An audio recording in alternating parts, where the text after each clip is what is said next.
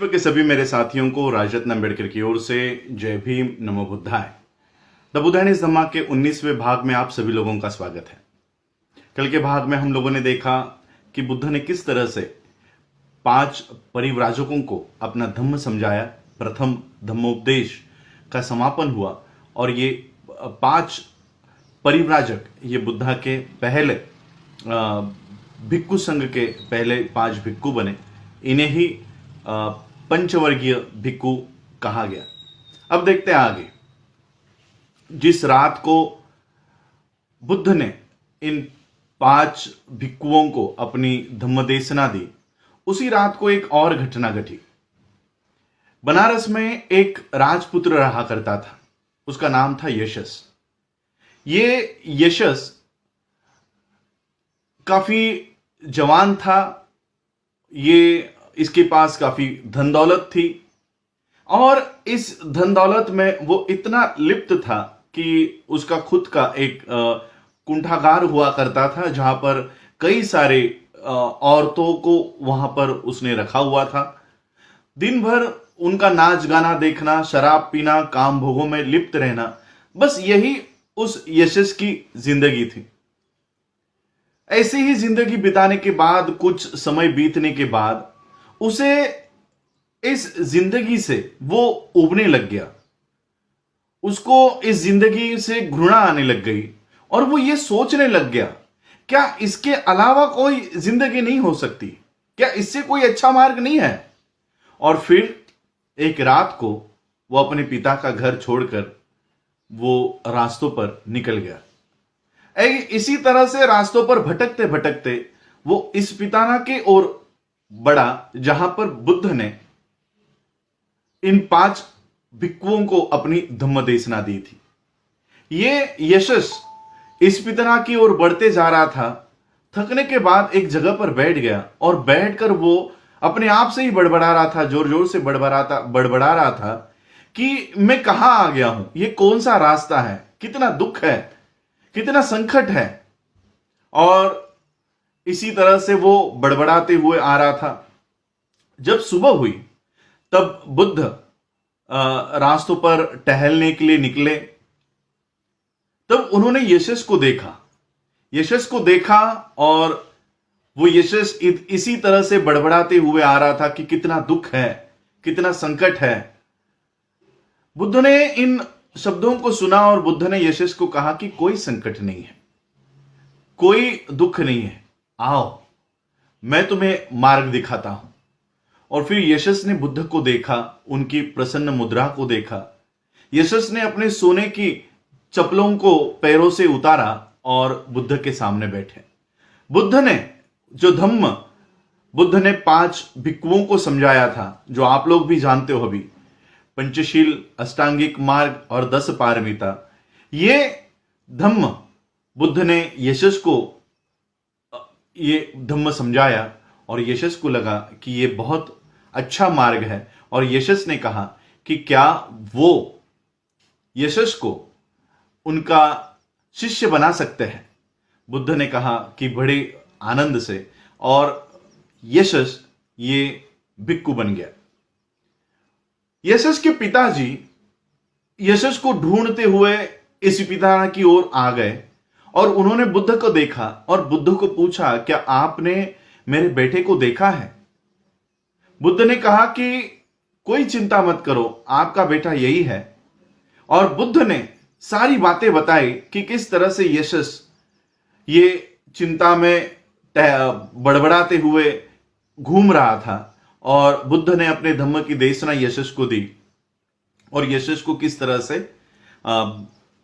एक बौद्ध भिक्खु बनाया है। पिता अपने बेटे को उन्होंने देखा, उनको अच्छा लगा कि यशस एक अच्छे मार्ग पे गया है। तो पिता ने बुद्ध से अनुमति ली कि क्या मैं यशस को अभी ले जा सकता हूं? बुद्ध ने कहा, कौन से जीवन में लेकर जाना चाहते हो? उसी जीवन में, काम भोगों के जीवन में, शराब में आपका बेटा दिन भर पड़ा रहता था, क्या उसी जीवन में आप उसको वापस लेकर जाना चाहते हो? पिता को बात समझ में आ गई। पिता ने कहा, नहीं, जो यशस के लिए अच्छा है उसके लिए हम खुश हैं, लेकिन मैं आपको, बुद्ध को यशस के पिताजी ने कहा कि क्या मैं आपको भोजन दान देने के लिए मेरे घर पर आमंत्रित कर सकता हूं? तो बुद्ध ने कहा कि ठीक है, हम भोजन लेने के लिए आपके यहां आएंगे। और फिर बुद्ध यशस को साथ लेकर अपने यशस के पिता के घर गए। यशस के पिता के घर ये यश और बुद्ध जब गए, यशस की माता ने यशस का स्वागत किया, यशस की पत्नियों ने उनका स्वागत किया, और उन्हें भी लगा कि अब हमारा बेटा, अब उनका पति एक अच्छे मार्ग पर चल रहा है, और इसलिए उन्होंने भी उन्हें नहीं रोका। और फिर बुद्ध ने इन लोगों को भी ये देशना दी, और वो भी बुद्ध के धम्म के उपासक बन गए। यशस का पूरा परिवार बुद्ध के धम्म के उपासक बन गए। यशस के दोस्त हुआ करते थे। उन 5 दोस्तों को पता चला कि यशस ने बुद्ध के धम्म में शरण ले ली है, और क्यों ना, क्योंकि जो यश के लिए अच्छा है वो हमारे लिए भी अच्छा होगा, तो क्यों ना हम भी बुद्ध के धम्म के शरण में चले जाए।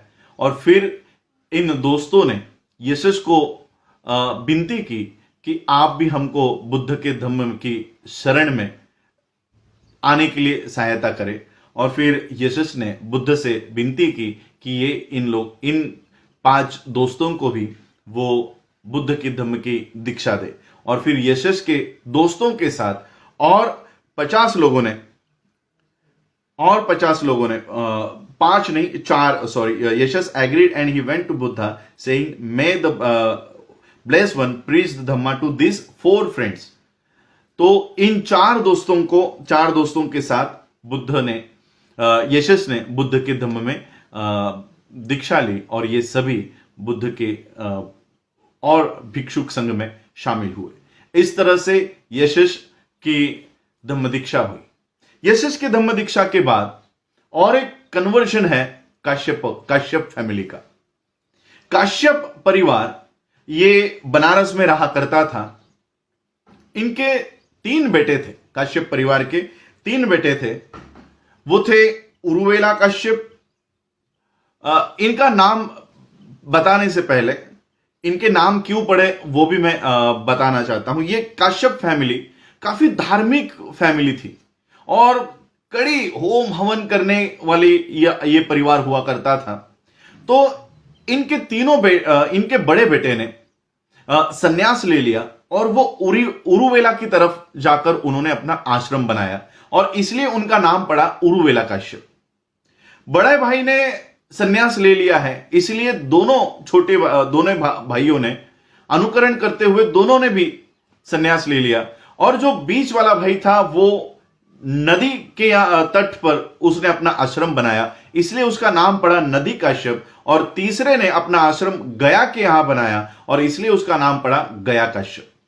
तो इस तरह से ये काश्यप होम हवन करने में और अग्नि की पूजा करने में माहिर थे। ये काश्यप बंधु इसलिए फेमस थे क्योंकि इन्होंने जीते जी ही मुक्ति पा ली है, इस तरह की भावना लोगों में थी।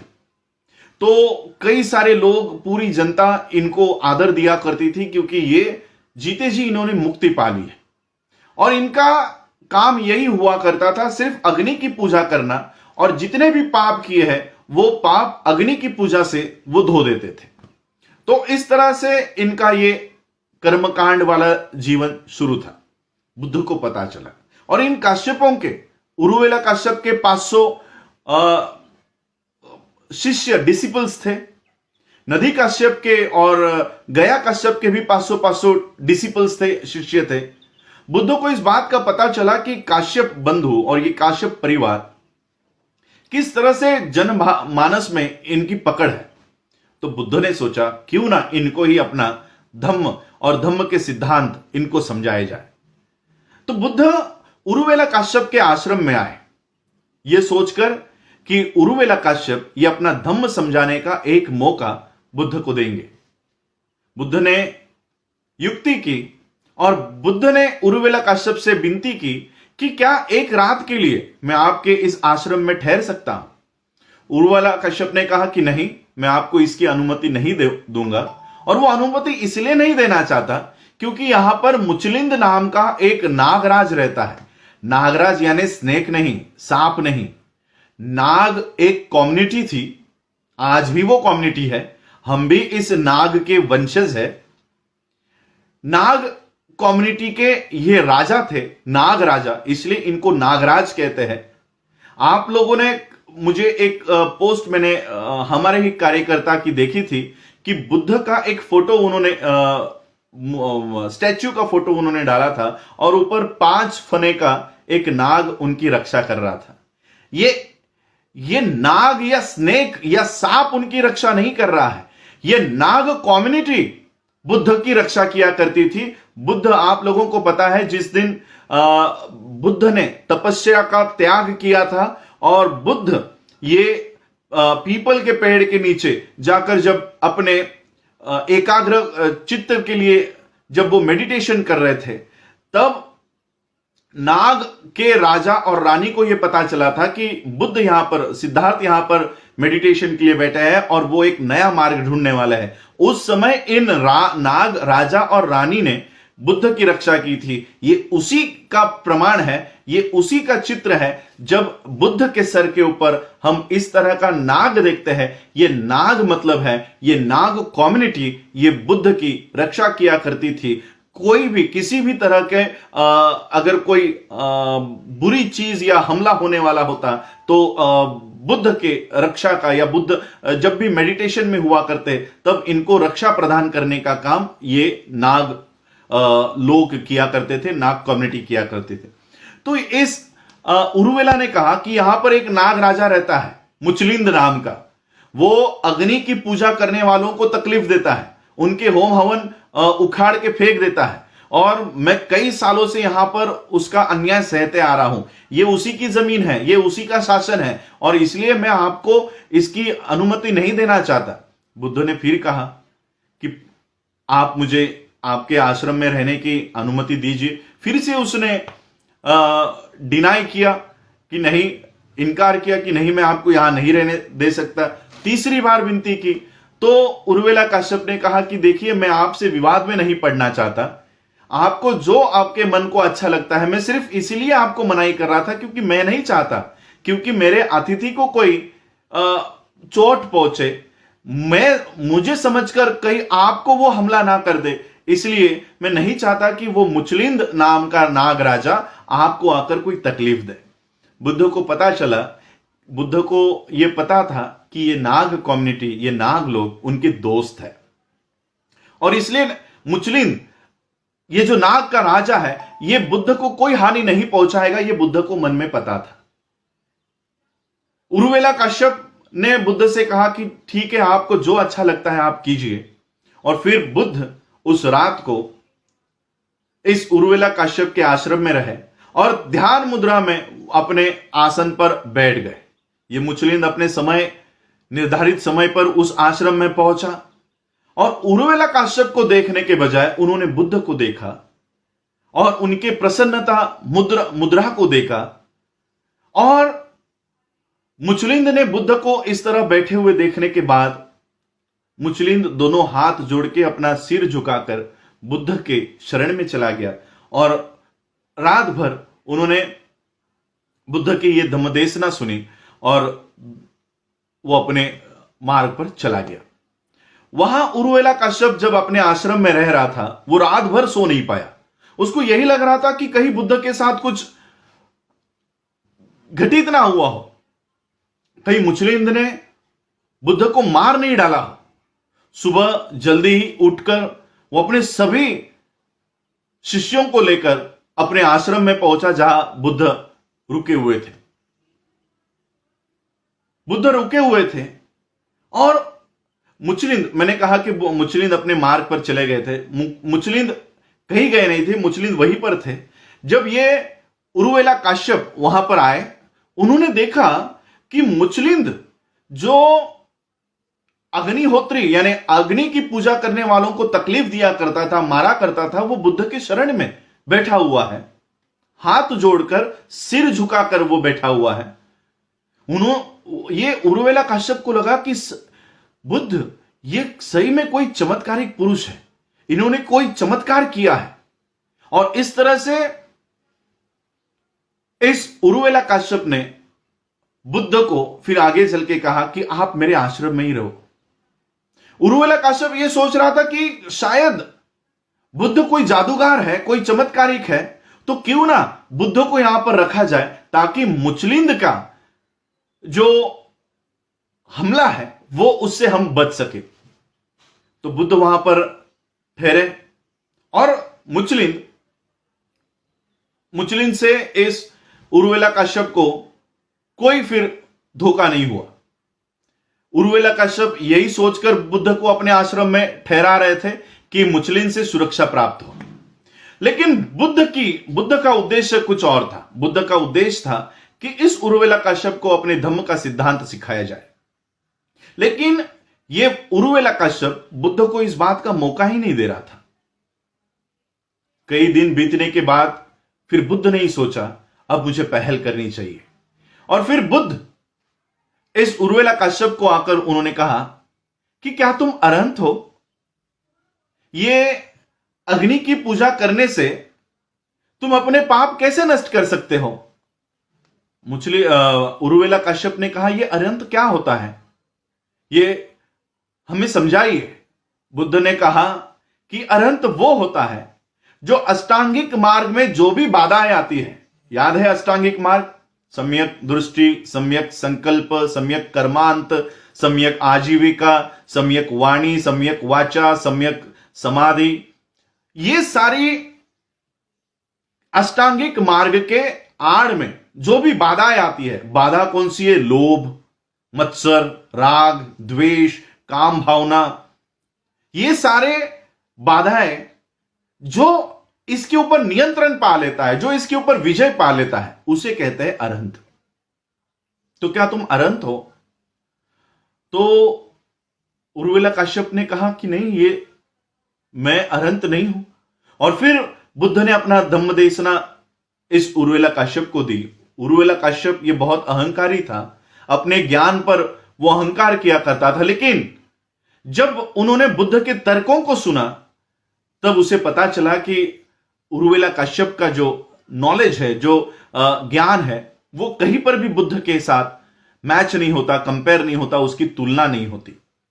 और फिर उरुवेला काश्यप ने वो अग्निहोत्र छोड़ दिया, अग्नि की पूजा करना छोड़ दिया और सभी अपने 500 जटिल यानी जटाधारी अनुयायियों के साथ, शिष्यों के साथ वो बुद्ध के धम्म के शरण में चले गए। और उन्होंने अपने सारे वस्त्र, सारे पात्र, सारे होम हवन करने के पात्र ये नदी में फेंक दिए।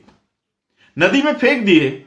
ये फेंके हुए सभी पात्र, कपड़े, वस्त्र ये नदी के बहाव में निचली ओर बहते हुए गए।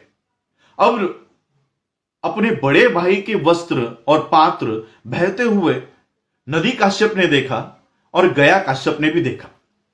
नदी काश्यप को और गया काश्यप को यह डर लगने लग गया कि हमारे भाई के साथ क्या हुआ होगा। वो चिंतित हो गए और वो भी अपना सारा काम छोड़कर अपने सभी जटिलों के साथ, जटाधारी अनुयायियों के साथ वो उरुवेला पहुंचे। उरुवेला पहुंचने के बाद उन्होंने देखा कि उनके बड़े भाई ये चीवर में बुद्ध के धम्म की शरण में चले गए हैं और एक भिक्षु बन गए हैं। और अगर हमारे बड़े भाई भिक्षु बन चुके हैं तो फिर हम ये अग्निहोत्र, अग्नि की पूजा करके क्यों इस मार्ग का अनुकरण करते रहे? वो भी अपने अपने जटिल जटाधारी अनुयायियों के साथ बुद्ध के धम्म के शरण में चले गए। और बुद्ध ने कहा कि अग्नि की पूजा से हमारे जो हमारी बाधाएं है, ये उसके ऊपर हम नियंत्रण नहीं पा सकते। लकड़ी को जैसे लकड़ी घिसती है और फिर उसमें से अग्नि ये प्राप्त होती है, जलती है, उसी तरह से अज्ञान को अगर अज्ञान घिसा तो काम, क्रोध, मोह ये निर्माण होगा। और इसलिए हमको ये काम, मोह, क्रोध ये सारे को अपने इंटेलिजेंस से, अपने विद्या से और सम्यक दृष्टि से इसको खत्म करना है। और सभी इन काश्यप परिवार को ये अपने धम्म देशना देने के बाद बुद्ध ने इन्हें अपने धम्म में शामिल कर लिया। इस तरह से बुद्ध ने यश को और काश्यपों को अपने धम्म की दीक्षा दी।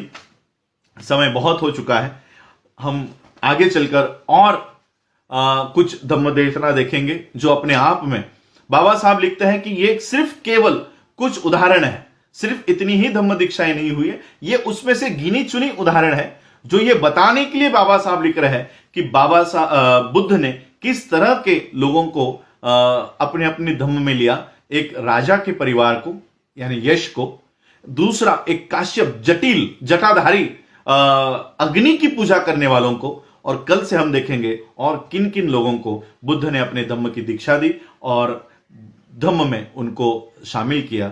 आप लोगों ने आज मुझे सुना, उसके लिए आप सभी लोगों का आभार। जय भीम, जय भारत, जय बुद्ध।